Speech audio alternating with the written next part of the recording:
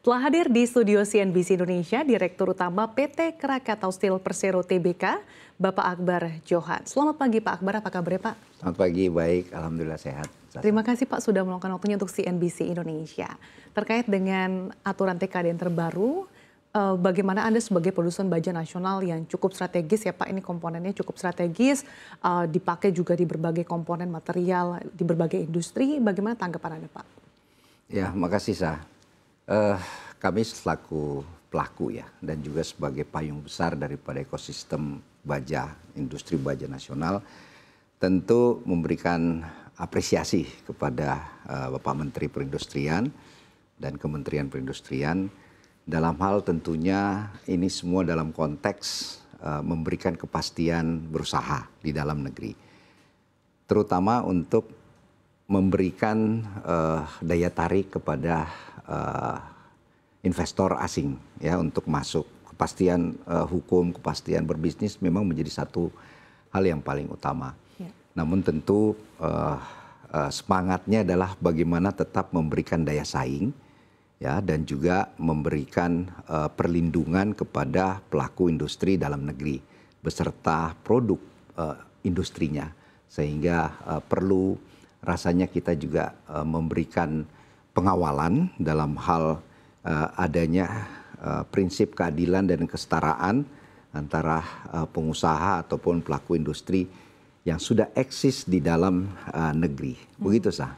Oke, jadi direspon positif, tapi tentunya keberpihakan dan kesetaraan untuk menyambut investor. Ini tidak hanya untuk investor baru ya Pak ya, tapi juga investor yang existing. Betul. Tapi kalau untuk investor baru sendiri Pak, ini kan ada beberapa insentif yang diberikan. Ini seberapa signifikan sih Pak bisa menarik ataupun menjadi karpet merah bagi investor? Ya, tentu ini menjadi salah satu pertimbangan daripada pemerintah kita melalui Kementerian Perindustrian.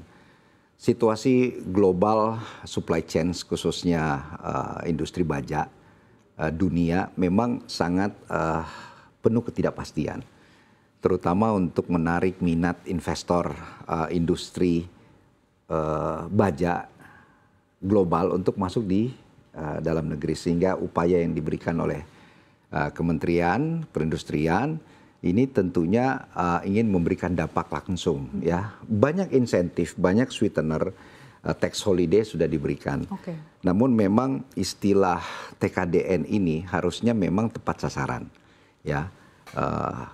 Bagaimana investor asing dengan membangun fasilitas, membangun pabrik di dalam negeri tentu akan menggunakan tenaga kerja lokal, apalagi dengan memberikan peluang untuk melakukan R&D, Research and Development, tentu mendapatkan bobot tersendiri. Kalau nggak salah sekitar 25% daripada persyaratan TKDN.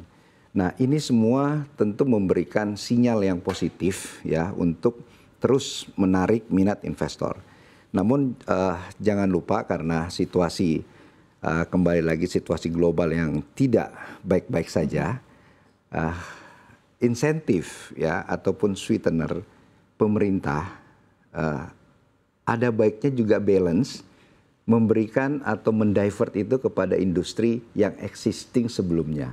Okay. Ya ini jauh lebih penting sambil menunggu situasi global yang akan membaik tentunya ya, sehingga harapan-harapan daripada pelaku industri dalam negeri ini juga mendapatkan perhatian ekstra jauh lebih penting ya. Memang kita appreciate ya memberikan percepatan dalam pengurusan administrasi yang tadi sertifikasi menjadi 10 hari dan memberikan bobot, tetapi tidak berhenti hanya dari sisi administratif saja. Ya. Tentu juga perlu ada evaluasi, ada monitoring apakah investor-investor yang sudah mendapatkan bobot tadi melakukan kesinambungan atau konsistensi sehingga dampak ekonominya bisa dirasakan langsung kepada pemerintah atau ekonomi nasional.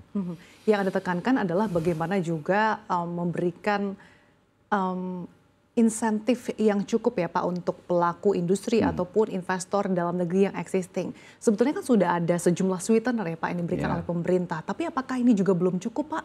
Iya, perlu dibuat double bahkan triple, karena tentu situasi global tadi bahkan regional memberi dampak kepada iklim industri dalam negeri. Ya. Bagaimana kita sangat mencegah terjadinya penurunan kapasitas produksi yang memang sampai hari ini utilisasi produksi tidak ada yang lebih daripada 60%, ya, sehingga berpotensi untuk PHK misalnya, dan ini kita hindari.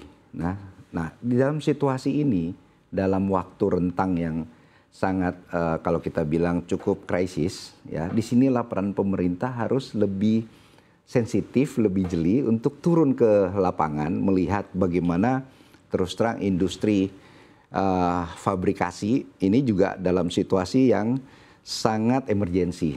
Ya, fabrikasi ini misalnya pembangunan pabrik, pembangunan gudang, pembangunan fasilitas-fasilitas lain yang memang sampai hari ini umumnya kalau investor asing masuk, mereka membawa gerbongnya langsung.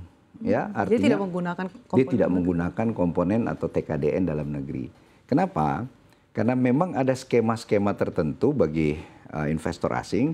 Salah satu instrumennya itu adalah master lease. Ya, master lease ini tentu diberikan kemudahan, salah satunya adalah pembebasan biaya masuk, PPN, PPh, ya, sehingga harganya itu tidak akan apple to apple dengan produk dalam negeri. Nah, ini yang harus kita tinjau lagi. Jadi instrumen TKDN yes, gitu ya, tetapi ada hal yang lebih krusial, artinya dalam prinsip perlindungan industri dalam negeri. Nah, semangat ini yang menjadi upaya sebenarnya yang kita suarakan terus kepada pemerintah dalam hari ini, kementerian yang terkait, Sasa. Oke, artinya keberlangsungan industri dalam negeri ini patut menjadi perhatian penuh dari pemerintah. Ya, ya. Kita tahu juga Pak bahwa industri baja nasional saat ini juga dihadapi oleh derasnya impor, bahkan impor ilegal terutama dari China. Sebelumnya pemerintah juga sudah melakukan berbagai langkah termasuk safeguard, anti-dumping, tapi ternyata tidak menutup mata ya Pak ya bahwa memang ternyata arus impor dari China ini masih cukup marak. Apa evaluasi dari Anda Pak selaku pelaku industri? Kita harus lihat dulu situasi industri di China. Ya, China ini industrinya bahkan ekonominya unstoppable. Ya, artinya dengan kapasitas skala ekonominya yang luar biasa sampai 1,3 miliar ton per tahun, sedangkan kita nasional kurang daripada 18 juta ton per tahun, tentu tidak apple to apple. Lalu bagaimana situasi penurunan ekonomi di China, lalu ditambah tarif Trump, ya 19% reciprocal plus 50% additional tax, tentu memberikan peluang bagi pasar baja China untuk mencari market baru di Asia Tenggara. Salah satu negara yang paling lemah proteksinya di Asia Tenggara adalah Indonesia. Ya, sehingga akan sangat masif ya banjirnya impor masuk ke Indonesia dengan skala sangat masif, sangat besar. Tentu HPP-nya ini di luar daripada kemampuan industri domestik untuk compete, ya. Kurang lebih sekitar 16% harga yang ada di domestik, ya. Karena mereka kalau toh kita melakukan proteksi berupa biaya masuk anti dumping, ternyata ini nggak cukup, ya, tidak cukup instrumen ini. Masih banyak instrumen-instrumen lain yang bisa kita lakukan, dan salah satunya gini, yang mengatur biaya masuk anti dumping ini tentu lintas KL, lintas kementerian dan lembaga. Pendaftaran administratifnya juga sampai pemberlakuan itu sangat lama, ya, 1,5 tahun sampai 2 tahun sampai diberlakukannya biaya masuk anti dumping. Kalau rentang waktu sampai 2 tahun, tentu pabriknya sudah mati, sudah tutup gitu ya. Nah, ini yang kita perlu percepatan kepada pemerintah untuk pay attention. Biaya masuk anti dumping itu ada mekanisme temporary, ada mekanisme sementara, sehingga paling tidak 6 bulan sambil itu berproses, sambil melakukan percepatan administratif, ini sudah terproteksi dari industri dalam negeri kita daripada serbuan baja dari China tadi maupun dari negara lain. Oke.